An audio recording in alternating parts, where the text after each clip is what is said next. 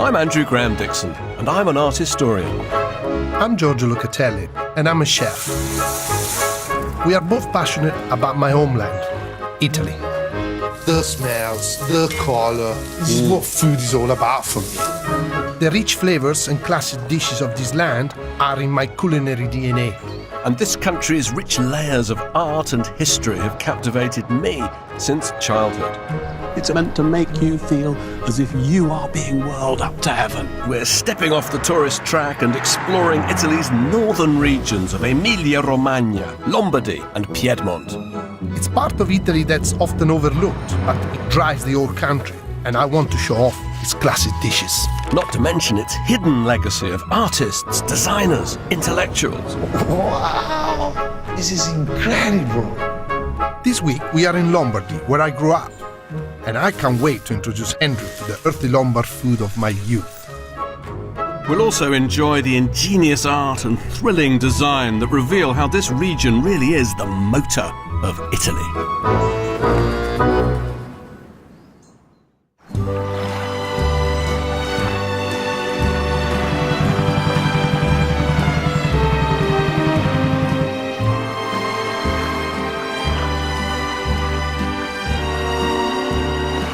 Lombardy may not be the most exotic region in Italy, but for me it's special. Bordering Switzerland, we are closer here to Zurich than Rome. There is only one place to start our journey, my hometown of Corgeno, by Lake Maggiore. I cooked for Andrew many times at my restaurant, but I'm taking him to where it all started, Casa Locatelli. Mamma! Papà! Come va? Benissimo! Finalmente sei arrivato. Ho portato anche Andrew, eh? Bravo, così almeno lo conosciamo. Oh, ciao, papà. Ciao, papà. Piacere. Oh, my small daddy.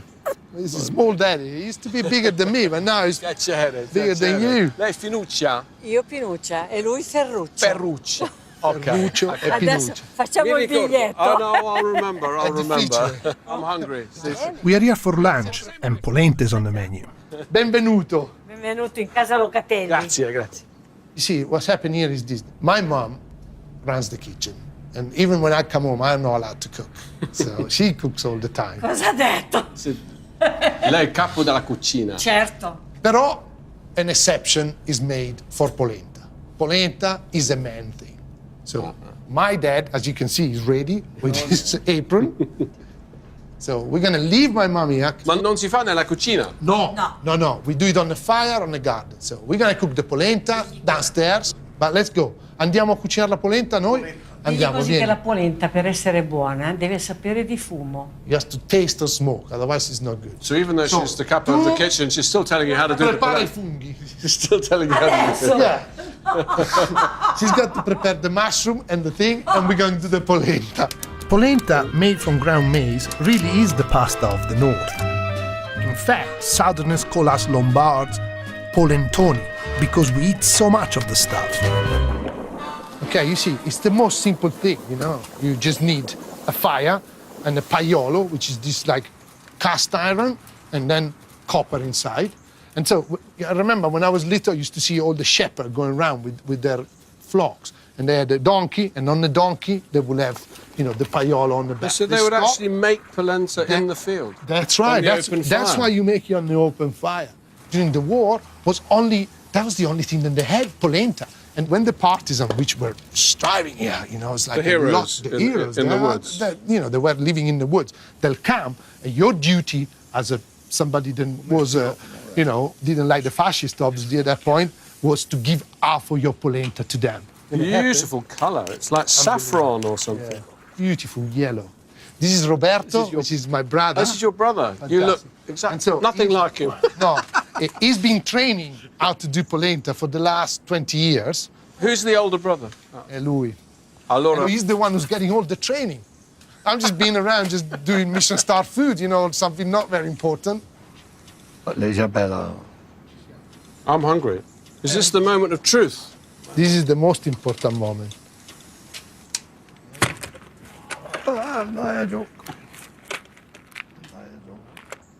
The man job is done. Now we're going to go upstairs and see what the girls have managed to It's fantastic. rustle up. And it's all Andiamo? I like the way it's all swaddled up like a baby. While we were making the polenta, my mum was busy whipping up a meaty bruschetta and some delicious porcini mushrooms. Meno male che si mangia! Si mangia! This is the kind of food that made me fall in love with cooking. Hearty and simple, Grazie. just the way I like it. Wow. Look at the lake and eat the polenta. Now you are full immersion. You smell it, and this woody smell. You see how the flavors are so settled and so Mellow, gentle. mellow, gentle. Almost like they reflect the personality of the people. Here the people are a bit more mellow. The nature determines what the people eat, but it almost looks like it almost determines as well the character of the people.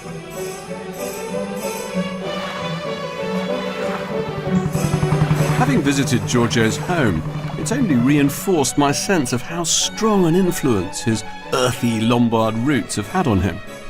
But there are still sides to this region he doesn't know. Lombardy's a treasure trove of surprising, little-known works of art. And near the town of Bergamo, there's a fascinating masterpiece Giorgio's never seen before. Just a few miles from where you live, there's this chapel attached to a grand house. And inside the chapel is one of the most extraordinary, weird fresco cycles of the whole Renaissance by an artist called Lorenzo Lotto.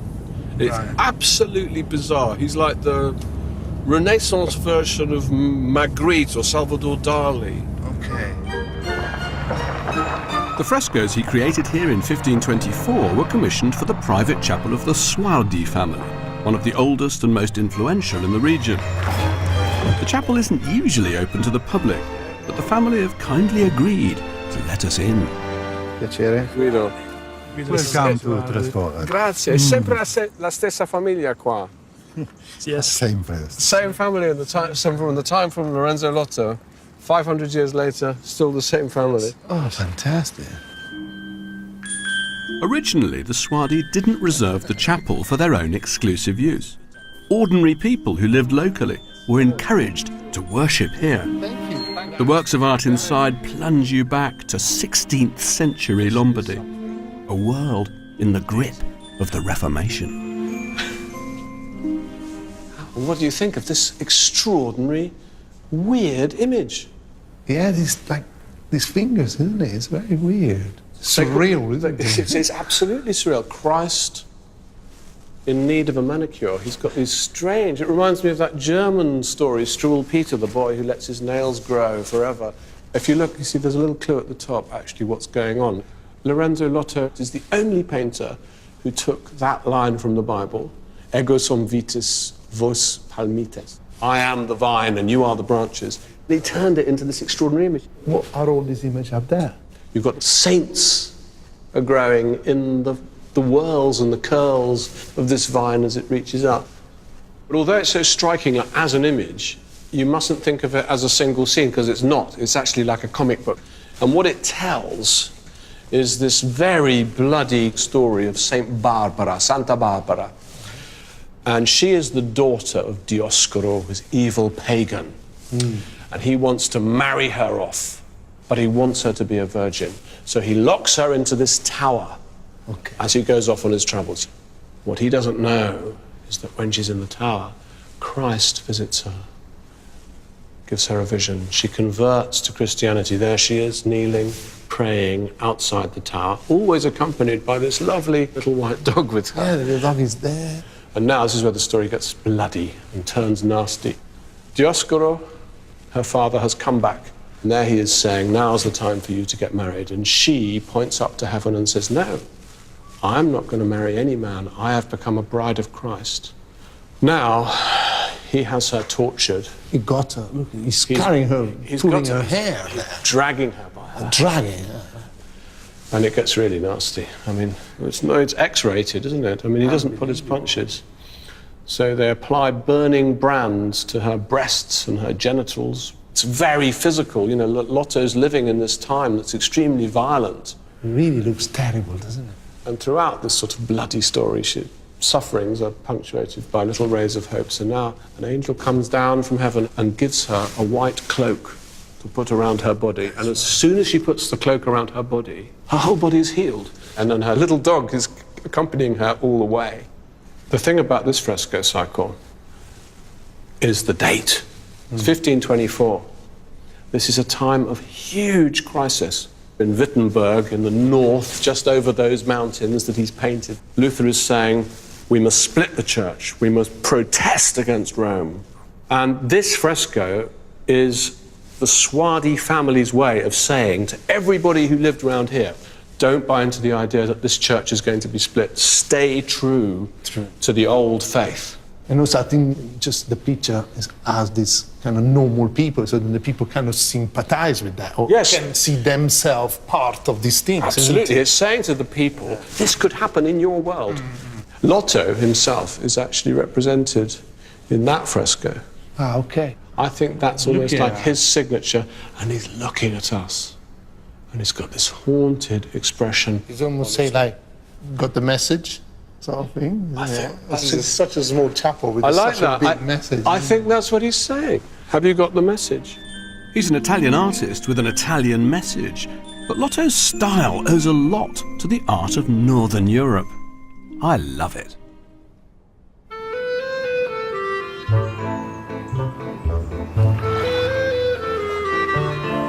Andrew is right. Lombardy often has more in common with Northern Europe than Mediterranean South. Progressive, pragmatic. Unlike the laid-back Southerners, the Lombards like to get things moving. And you don't have to look far for example from every era. My favorite is on the River Adda, one of the greatest arteries of Lombardy. It may not be a fresco, but I'm pretty sure Andrew will appreciate it. Andrew, this is it. This is the bridge. This is it. We are here. Oh, look at the drop. It's unbelievable. Try to turn right here. Here you got a lot of industry and exchange. So this bridge was very, very important for the communication. It is amazing. Built in 1889, the San Michele Bridge was much admired across Europe for its elegant design and cutting-edge technology. It's simple, beautiful, and most importantly, functional. Wow! It is enormous, isn't it? It looks so tiny from the top. No, it's just so big. What I like is when you see it in the river, it's like an eye staring into the 20th century. And this is what Lombardy is all about, looking towards the future. They built this thing in 2 years. 2 years? In 2 years they built this thing. Their feet were definitely in Europe. These guys were there with everybody else, with the Industrial Revolution and building and going forwards. They're kind of the dreamers, but they're also engineers. Bellissimo.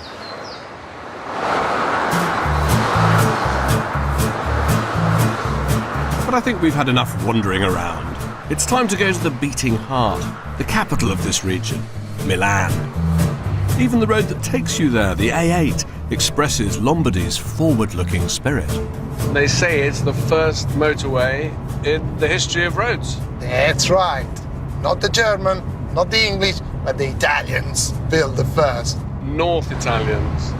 This was the first road, straight, in a very Roman way, and went through all these big fat towns and took you to Milan. This road is also very important at a symbolic level for what northern Italy wanted to represent in the early 20th century, because throughout the 18th or the 19th century, Italy was a byword for a country living in the past, going really nowhere.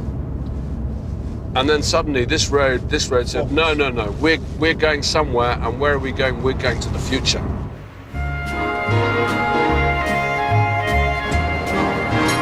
Rome may be the capital, but Milan is the real power behind Italy.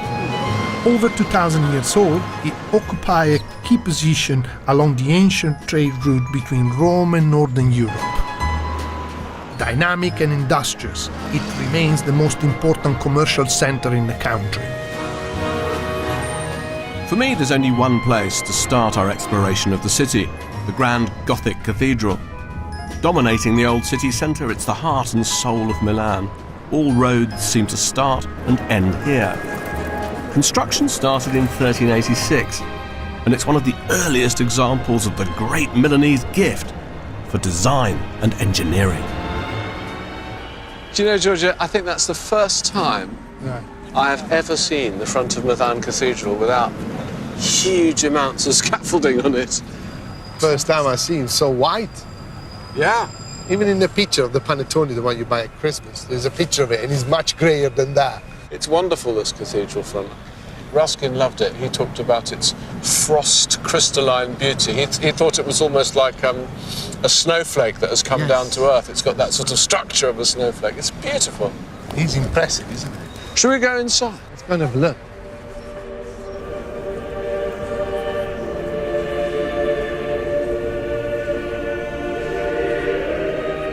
Built over 6 centuries, the cathedral's one of the largest in all of Europe. It's dedicated to the Madonna and is still one of the great pilgrimage sites in all of Italy. I've visited many times and always find something new to marvel at. This time we're going to explore a very different part of the building. I love this. What a treat. We're on our way to the roof of the Duomo, the most ingenious part of its design. Oh, yes. How beautiful is that? I think we arrived. We've arranged to meet one of the engineers currently restoring the roof. Buongiorno, signor Merlin. Buongiorno, ben arrivati. Che piacere essere qui. Questo è Andrew, che è il mio amico. Grazie. Prego. Faccio strada. Grazie. Benigno Morlin works for the Veneranda Fabbrica del Duomo, the 600-year-old workshop that built the cathedral and is still dedicated to its restoration. Siamo nella parte di cantiere. Sempre lavoro. Non so dove. Oh, i pezzi, guarda. Queste sono le parti nuove, rifatte. Ah, queste sono delle parti rifatte. These are pieces that they're remade. È marmo questo? Questo è marmo di Candoglia perché noi siamo Oh, beautiful. l'unico monumento al mondo che possiede la cava. Okay, so they own the quarry where you actually get this stone from. It is a historic quarry. It's an historic. It's the same. It's the same The same quarry. They got the stone from in the first place. It was modelled on the Gothic cathedrals of northern Europe, but the Lombard builders couldn't resist adding a few innovations of their own, and the construction of its roof was completely revolutionary. Nelle cattedrali nordiche generalmente la copertura è molto verticale, mentre qua, per portarla quasi in piano, il tetto è fatto da 2 serie di volte. Queste volte riducono la spinta laterale, tanto che i nostri archi rampanti sono stati realizzati più per motivi estetici che per motivi strutturali. Talking to Signore Morlin made us want to see more of the Duomo's crowning glory. I love how what might have been a purely functional feature has been made a thing of beauty. It's as if there's a whole other cathedral here up in the clouds, and it's open to the public too.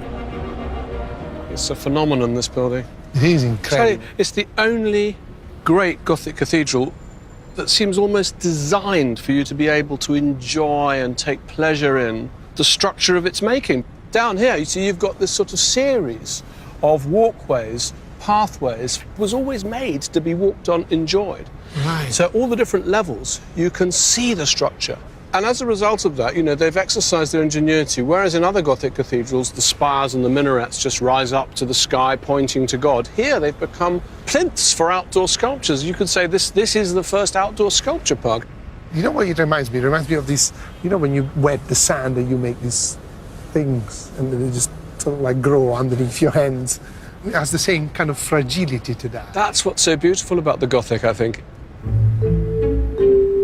This cathedral is actually the engine room of what's made Milan a great temple of modern technology and design, because in the Gothic period, the mathematicians, the engineers, the architects, the designers, they were brought into being by the needs of this cathedral.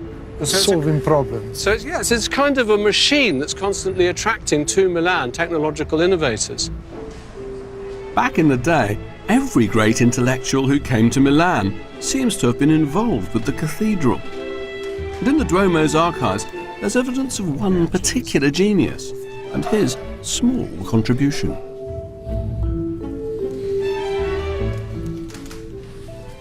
Signor Roberto, buongiorno. Siamo venuti a vedere il registro contabile. Sì, bene. Allora, me lo faccio vedere. Questo è un registro contabile della veneranda fabbrica. Questo libro parte dal 1480 e in avanti e raggruppa dei pagamenti a persone che hanno lavorato per la fabbrica del Duomo. Tra questi list pagamenti... of payment for everybody who collaborate to build the Duomo. A lot of people seem to have collaborated. Tra queste annotazioni contabili che sono contenute in questo volume c'è questa che è particolarmente interessante e come potete vedere Leonardo Florentinus sopra è scritto qui. Scusi Roberto, Sì. You've picked this one out for us and it's actually evidence that Leonardus Florentinus, Leonardo from Florence, Sì. i.e. Leonardo da Vinci, Da Vinci, certo. had actually done some work for the cathedral. How wonderful. Nell'agosto del 1487 lui ha avuto l'incarico di fare un modello per quanto riguarda il Tiburio, ovviamente. Tiburio is the top It's of like the cupola. That's right.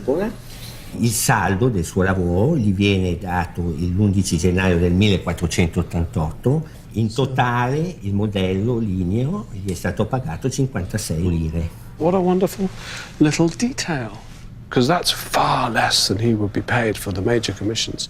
And yet a wooden model for a cupola is a very complicated thing to make. So that suggests to me that he really wanted to work on the cathedral. He wanted to leave a mark. He understood there on was Milano. something then, yeah. Well, of course, he didn't in the end design the cupola. Yeah, The apparently. model never got used. No. It's been lost. But grazie Roberto. Prego. What a wonderful... Grazie piacere. tantissimo. È Grazie. stato un Piacere. Arrivederci. Arrivederci. It's very revealing that Leonardo sold himself to the court of Milan as an engineer rather than an artist. He worked for the great Duke Ludovico Sforza for nearly 20 years, designing bridges, boats, weapons of war. Design and engineering were the priorities in Milan. They're what its success is built on.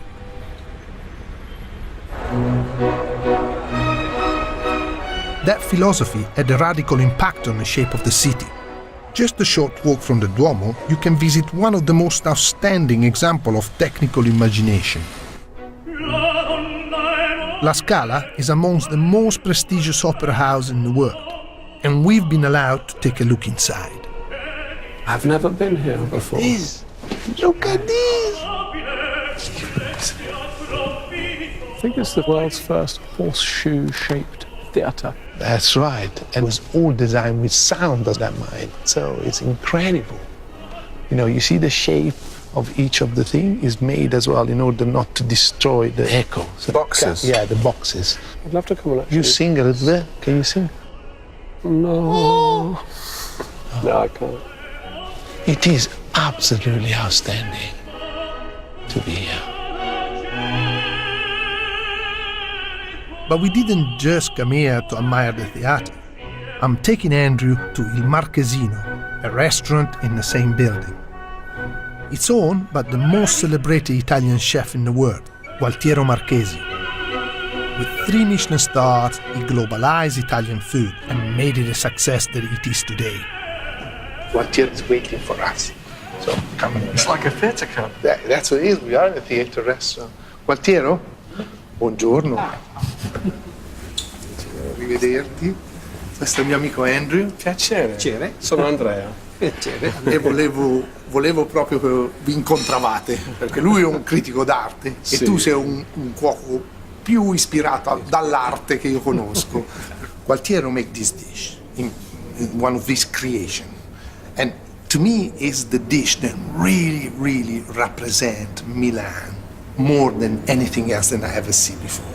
E come si chiama? What's this Solo dish called? Milano? Just Milano? E beh, Milano Italia. all Italy. E che piatto è? Vuole sapere che piatto è? Riso, oro e zafferano.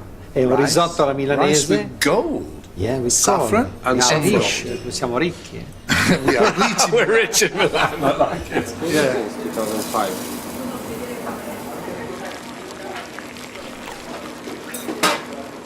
One of the things that is a master is to really concentrate on the flavor. And very neat and clear flavor. So even if there is a lot of creation in what he does, it is always a great respect for the flavors. So what is the essential flavour of this risotto? The saffron. The saffron, Definitely, E questa è una variazione, una cosa completamente differente. È differente perché io parto con un procedimento alla rovescia. Faccio He's turning the procedure upside down. Ok. tutti i risotti, All the risotto. sempre molto formaggio, parmigiano, You reggiano, also put a lot of cheese per dare acidità. to give the acidity. Però tutti i risotti sanno di formaggio. And then you taste only the cheese. Allora, per eliminare il formaggio, io concentrate faccio il the burro flavor. acido con il quale mantecco il risotto alla fine. Questo è il burro acido. Tasty. Con le mani. Wow, Acidity. that's like a Very high beautiful reduction of wine. Wine and onions. Acidità. Su quanto risotto, poco burro, poco formaggio. Poco, L'equilibrio. poco, sì.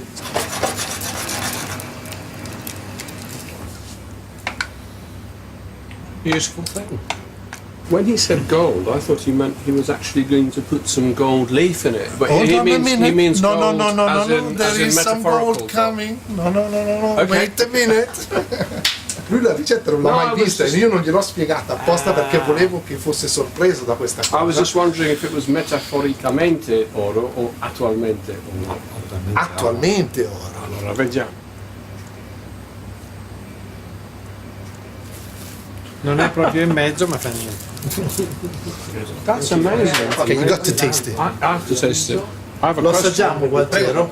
Prego. Posso? Prendo un po' di... E devi prendere un po' d'oro, Lo stesso. Oh, what an idea. I'm just going to eat loads of gold. Gli italiani mangiano subito l'oro. Solo l'oro,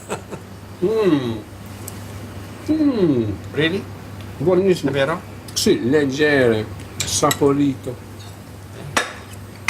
Quasi non c'è di formaggio. And the shape There's of the rice. rice. Can Il you riso feel è the perfetto rice? anche. Yeah, you can get With the the bark. shape of each of the rice in your mouth, which makes a difference how you flavor it. Innovation doesn't mean that you have to complicate things or layers it so much. And this is a clear example of somebody to express himself Semplicità. without complicating things. So express yourself in simplicity. This is so important. Io amo troppo la materia per distruggerla. No, grazie. Grazie. Alla Grazie, prossima. arrivederci. Grazie. Grazie. We left some of the gold. I golosi. After sampling Marchese's gold, what better way than walk off the Regis with a passeggiata through Milan's finest galleria? Sophisticated and opulent, the Galleria Vittorio Emanuele is the oldest shopping mall in Italy. Strolling through this luxurious arcade, it's obvious why Milan is one of the fashion capitals of the world. Look how elegant they are. Even the traffic warden, look at them. Fantastic. Those are the cops. Those are the traffic warden, not the cops. Only in Italy. Out of Milan, you know.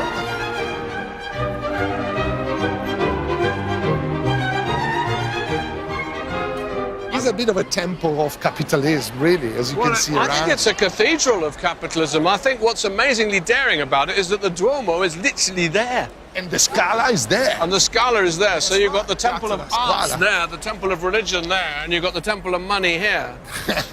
Because, this is what But it's all it is, about. and it's so grand. You like it? 1861, so it's just a few years after the Great Exhibition in London, the building of the Crystal Palace. No, it doesn't look like that, doesn't It's it? the same. It's Victorian sort of building. Yeah, and It's it's a great statement from a city to right in the middle of that to really show their power and the commercial. They are commercial animals, those guys. I think it's the only place where you can really see and feel that sort of huge pride and self-confidence, across Italy in the Industrial Revolution. Yes. You only really feel that here. Yeah. There is one thing that I want to show you. And whenever you come to this place, there is this superstitious thing. And if you see any Milanese walking through, it will come along, and what it will do, it'll stand on the balls of the toro. It's called Schisciaghi Bal al Tor. And you go like that. Balls of the bull. You turn around, and that's it. Always in Italy, there has to be a superstitious... Okay. Is that because you need balls if you're going to pay the prices for some of these clothes? One of the things I love about the city is how open it is to new ideas and innovations. Although it cherishes its history, Milan isn't stuck in the past. Progressive, forward-thinking, it fostered one of the most revolutionary art movements of the early 20th century, Futurism. It was dreamed up in 1909 by an eccentric poet and orator called Marinetti. Filippo Tommaso Marinetti, in my opinion, wasn't a very nice man. A lot of things wrong with him. He was a fascist, Misogynist. he glorified war, but he did have a vision. And I think it was a very interesting character because what he did was he set out to drag Italy into the 20th century, into the modern world. The Futurist Manifesto, it's a guide to enjoying modern life. Everything that an Italian, perhaps at the beginning of the 20th century, might find disconcerting, the rapid movement of a tram, a crowded street, the sudden sense that everything's moving, it's confusing. And Andrew, you know, what was amazing is that when you travel the world, when I went to New York and I went to the MoMA, I was so shocked to see it. And there's a room only of futuristic painting. In Italian museum, very rarely you find a whole room of futuristic. Maybe you found one of these. This kind of, the Italian have kind of a bit refused them. I think that's part of the later story because Futurism turned dark, became associated with fascism. It got a bad name in Italy. But here in Milan, it's the one exception. The home city of Futurism, they did actually create and build, you know, a great collection, which we're going to see. And I think we're just about there. Yeah, we are in Duomo. We have to get out now. Andiamo. Let's go and look at some electric art.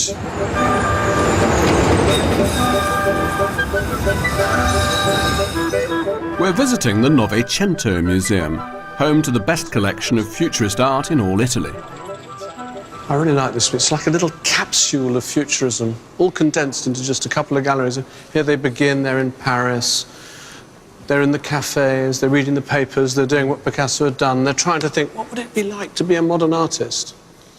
And I think suddenly on this other wall, bang, you've got the answer. They turn, this is not a very well-known futurist, Achille Funi, but he is turning to Milan. He's not in Paris, he's painting Milan, he's painting a man getting off a tram. Yes, it looks like, for real. Look at that. It's like an explosion, isn't it? I think what he's trying to capture that, you know, when we were on the tram, you know, that sense that the world is not still, that there's the sound, you can almost hear the shriek of the tram. They do take their cue to a certain degree from Paris, because Paris is the great centre of modern art, but they're changing it all the time. Think of someone like Toulouse-Lautrec painting the Can-Can girls. Well, this is an Italian artist, Gino Severini, and this is what he makes of the Can-Can. This is very much an artist who's read Marinetti's Futurist Manifesto, and he's interested in this idea that we are inhabitants of the machine age. And when he looks at the chorus line, it's as if he sees a group of people who've turned themselves into a kind of animated piston engine, their legs kicking. Yeah, the 12 piston going up. It's almost like people becoming like the inside of a motor car. They were setting themselves quite a difficult task, which is to capture in a still frame a sense of movement. I mean, this picture, once you read the title, you can see the subject, girl running on a balcony. It is there, the girls running on the balcony, literally. Like if it was like different frames of a moving image. Yeah. The farther you get, the more you can actually see the image moving. It takes really shape. It is brilliant. One of the things I like about Futurism is that they're trying to break up the language of the past. But the real star of the movement was a man called Umberto Boccioni. Look at this. This is Boccioni's sort of masterpiece in sculpture, and it's called Unique Forms of Continuity in Space. It was based, how appropriate for one of the masterpieces of Milan with its two great football teams, is based on the image of a football player. What do you think of it? Do you like it? I really, really like it. And, you know, it reminds me more than a footballer. He actually looks like one of those little robot transformers that my children used to have. Yeah, well, I don't think it's a coincidence, but it's the futurist man striding into what he thought was the future. The future. The futurists didn't just want to revolutionize art, they wanted to transform how Italians hate as well. Marinetti even wanted pasta ban, and in 1930 he compiled a radical cookbook. I can't resist trying out a couple of recipes on Andrew. What is that? Look, here you go, a sandwich, then instead of having the bread on the outside, you have the salami on the outside, and the bread is on the inside. And so you've got anchovies and you got green apple. Fantastic, look, it looks brilliant, doesn't it? So it's really like a very Italian version of what they, what they thought, the food of the future would be. Did you expect me to like this? I expect you to taste it. I don't know, I made an effort to make it, so you're gonna have to taste it at least. Okay. Okay.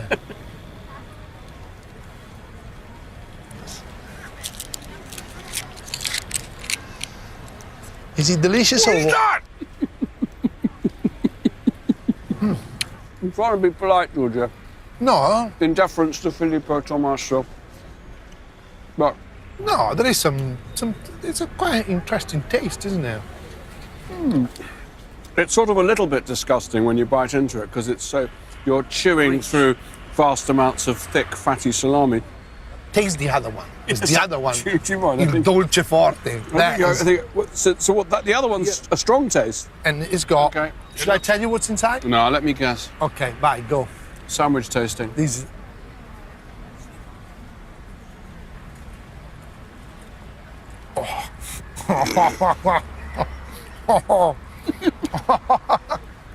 That is amazing.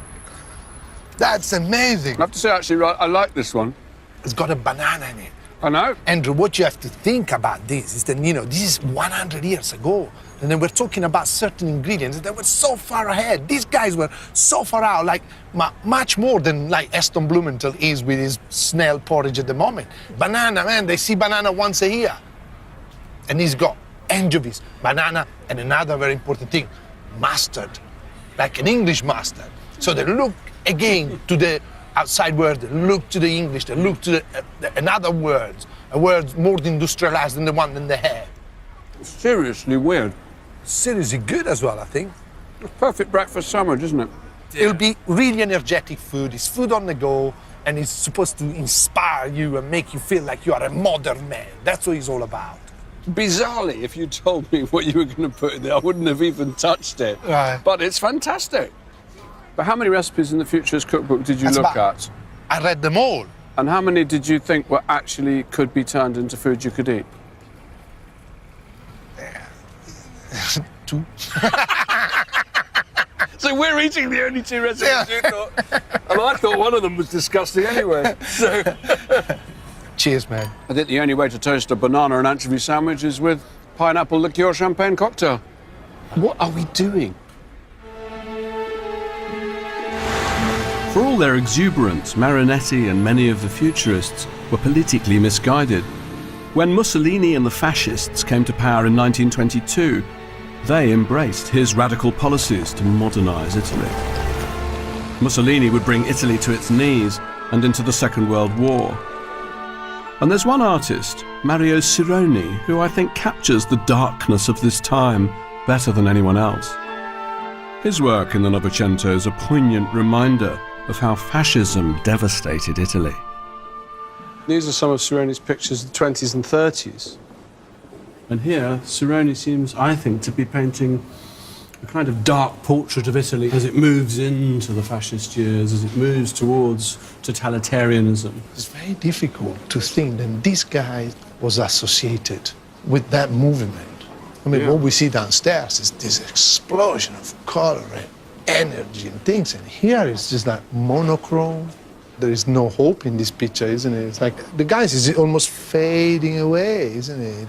And the other one is in desperation completely. Like there is no future. Cironi had it from both angles, because the fascists, who he was supposedly working for, didn't like what he produced for them. And the avant-garde, the rest of Italy as well, didn't like him because he was fascist. So, and his work became ever increasingly melancholic. If we look at this picture, I mean, if anything, it's even darker than the other one. This melancholy figure, as it were, stranded among the ruins of this new modern Italy by sort of shattered aqueduct, a night sky. It's all darkness, it's all despair. Do you think these pictures do get to the heart of this dark moment in Italian history? Definitely, definitely, both of them. They really are very, very sad picture. You know, because my family been through that. My uncle got shot by the fascists. He was a partisan? He was a partisan and got killed. All the family were involved in the resistance. When you hear my father talking about those years, and they just, you know, there was really suffering, there was no food, the Americans were coming and bombing, the Germans were running away. You know, it's just really like a social implosion there was. You know, somewhere along the line, he understood that this was what was going to happen. It's a roller coaster ride, Italian history. Despite the trauma suffered at the hands of the fascists, the country bounced back. After the Second World War, Lombardy rolled its sleeves up and kick-started the economic boom of the 50s and 60s that transformed Italy into a modern country.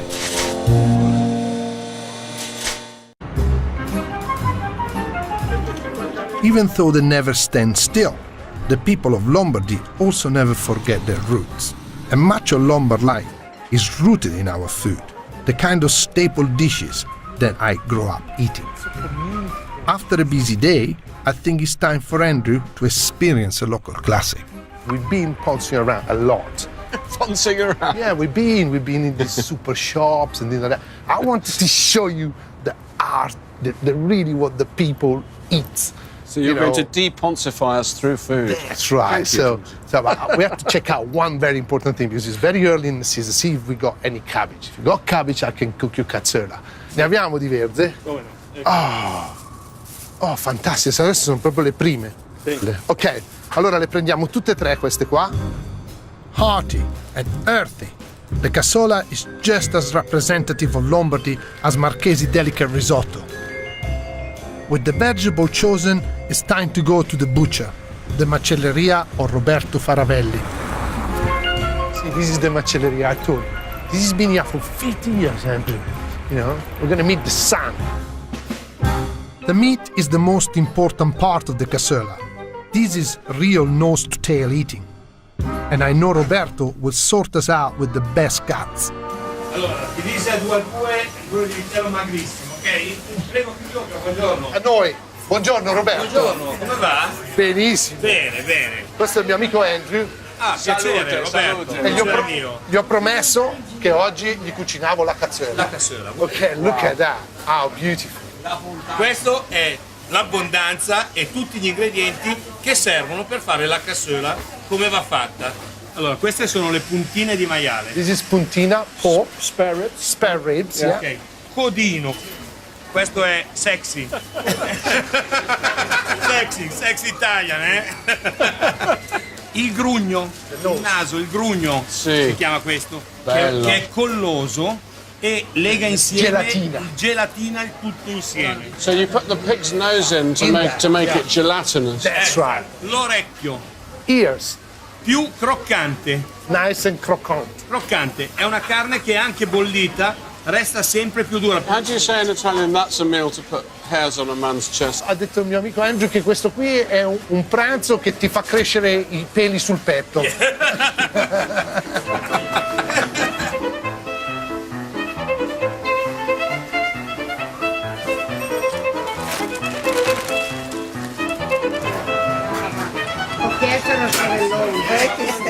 Allora, tutto ok, avete capito tutto? Perfetto, Roberto. Buona cassola, Grazie. Arrivederci. Grazie. Ciao.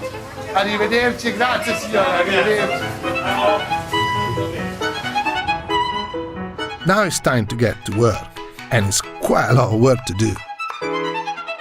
It's ages since I've cooked it. Beautiful. Yeah, beautiful.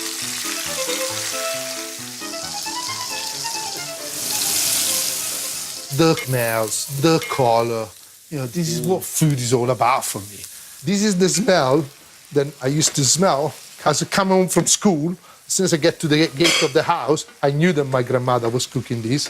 because you can smell it from outside. Red wine. Such a good smell. It does, doesn't it? Nice cooking. So we're going to add the rest of the pig. Do you want me to shave the pig That's ear? right. What I want you is to take away the air. Just add that, yes. And in the meantime, while you're doing that, I'm going to add the other pieces. The tail, the snout. So this feels to me like a recipe that people have been cooking for many centuries. The idea is that you're using this part because they are the part and they are straight away ready to be used when you kill the pig. The rest of the meat, if it's hanged for a bit, is better. The ham will go and be cured, the back will be heated in slices. Oh, because this is the dish for the day of killing the pig, right? That's right. Ah, it all begins to make sense. So here I got the cabbage. Cabbage and pig, it's a classic combination, isn't it? Absolutely. And now, all we have to do is wait for a couple of hours. Okay, we are happy. Finally, it's ready and time for Andrew to taste Lombardy. Andrew, I introduce you to the cassola. Smell that. Fantastic. The nose. Looks lovely. I'm gonna have the ears. Is there another ear? I'll give you half of my ear. Then, Andrew, what you do, You excavate some cabbage. Cabbage is fantastic. It's completely permeated with the meat juices. and kind of sweet, you know. Yeah. Here's a bit of ear. It's like cutting into jelly. Fantastic. Really good. Completely melt in your mouth, isn't it? It's fantastic food. I love food that belongs to somewhere, to a culture. And this is, for me, is Lombardy. Fantastic. Cheers. Cheers. Spend the next 2 hours eating. That's okay. We've got time. Pace yourself. I know, we've got a lot to get through. The cassola was the perfect dish to change gear and lead us out of Milan. We've come to Mantua in the Po Valley, one of Lombardy's great treasures. Tranquil and elegant, it's home to the second great masterpiece I want us to visit.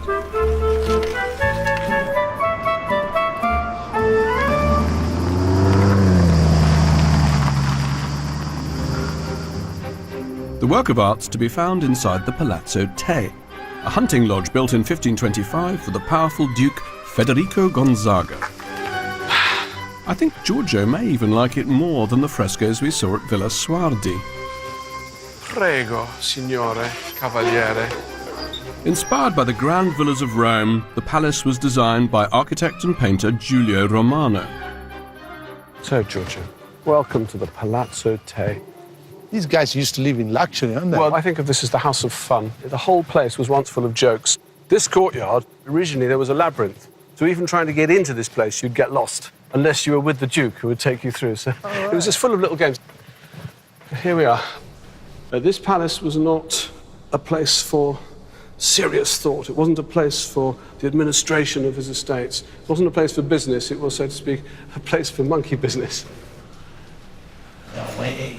And I think the theme of this set of illustrations or decorations is basically sex and drinking. Inside, Giulio combined his skills to create some truly sense-stunning illusions. Everything I've shown you so far is a prelude to Giulio Romano's Pièce de Résistance. Wow! Oh my God! Come in the middle, come in the middle. So brilliant! Oh! It makes you almost feel sick, doesn't it? It's like it's falling down, the whole thing. Is he not straight or something? No, it's not straight at all. The room's got no corners, you see. But that's why it felt like you really fell down, isn't it? Wow. And originally, the floor was undulating, so when you came in, you would almost stumble and feel like you were taking part in the scene, because the subject, in a sense, is the biggest earthquake in mythological history. It's called the Sala dei Giganti.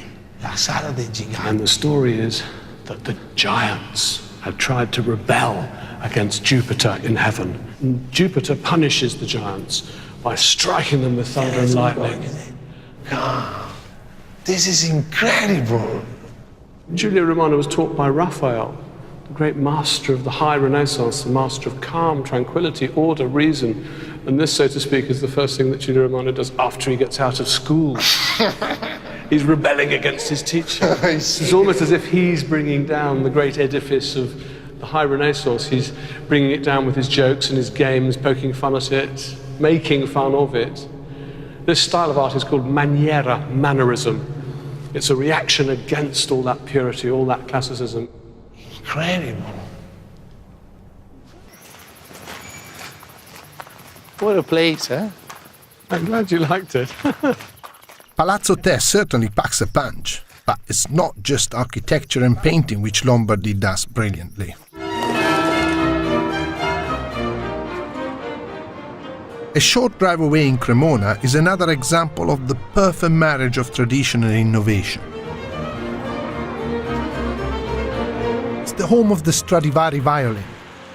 Antonio Stradivari perfected the art of violin making here in the 18th century. The Lombards have always been proud of their excellent craftsmanship, and they're still making instruments to the Stradivari standard today at the International School of Violin Making. Number 5, here we are. Come, Andrew.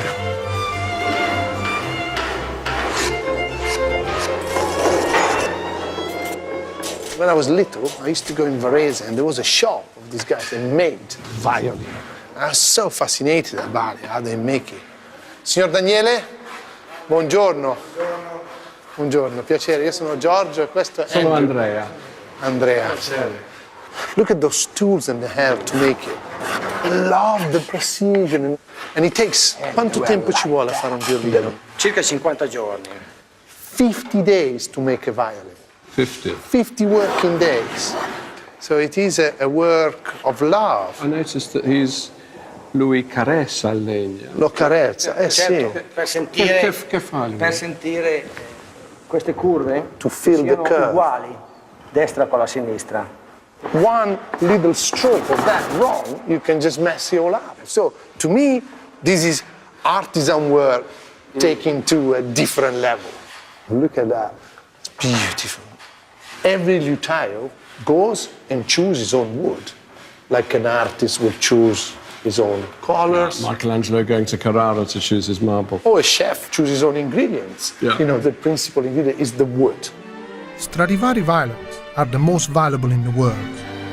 In the town museum, there is an unrivaled collection of some of the master original instruments. To preserve their sound, they must be played regularly. I have arranged for us to have a private audience with Maestro Bosco, the person responsible for keeping these precious objects alive. Allora, maestro, qual è il violino che oggi ha bisogno di un po' di allenamento? È rimasto il violino di Stradivari del 1727. Come si chiama questo violino? Vesuvius. Vesuvius. Dal colore rosso vivo della Valenza. So we're going to hear a Stradivarius, and it's called Vesuvius. I can't quite believe we're going to have our own private concert played on an original Stradivarius. Il Vesuvio.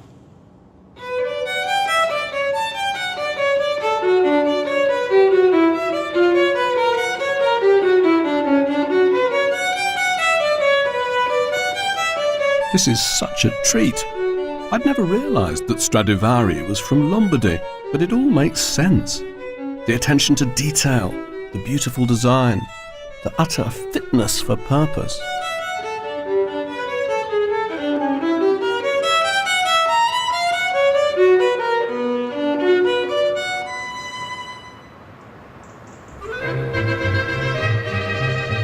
There is one last stop for us in Lombardy, a place that for me epitomized the spirit of the region, the Taccani Power Station. Built in 1904, it was one of a series of hydroelectric plants on the River Adda that powered the modern success of Lombardy.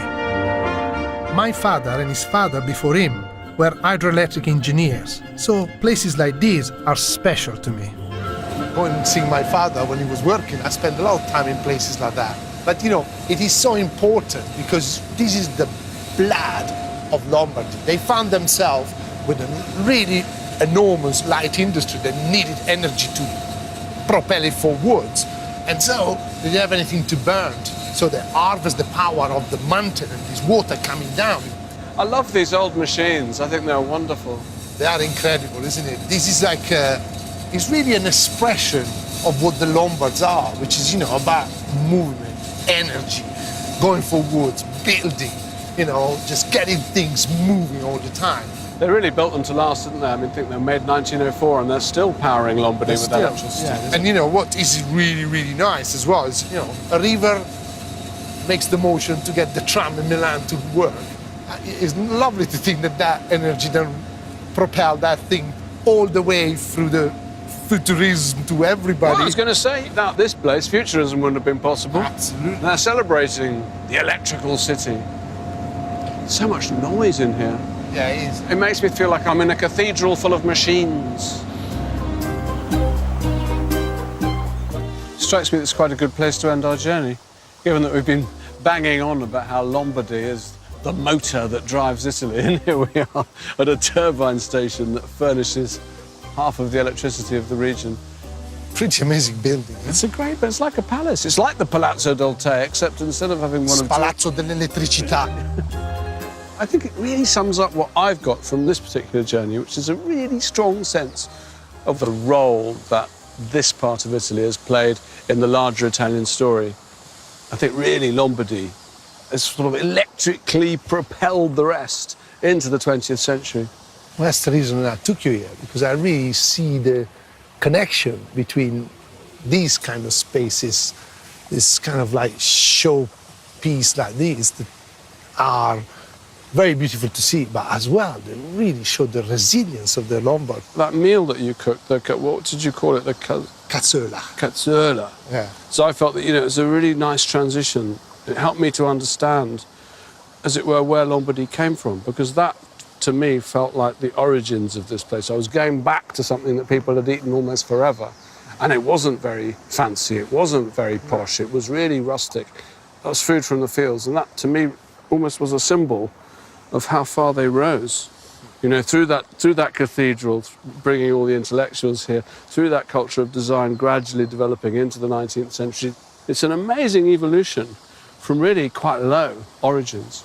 This is also based really on absolutely strong work ethic. Everybody realizes themselves through work. Work is like a religion for them. When they get up in the morning, they see you in the square. They don't say to you, how are you? They say, come va ora, which means, how is the work? How's the work? How's the work? Yeah, how are you doing at work? Do you think I finally, maybe I finally understood that's why you're the way you are? Why? Because you're a Lombard. You never stop working. Friday night on BBC HD usually means a bit of comedy, and that's provided by QI next, with some of the finest bits from the series devoted to the letter H.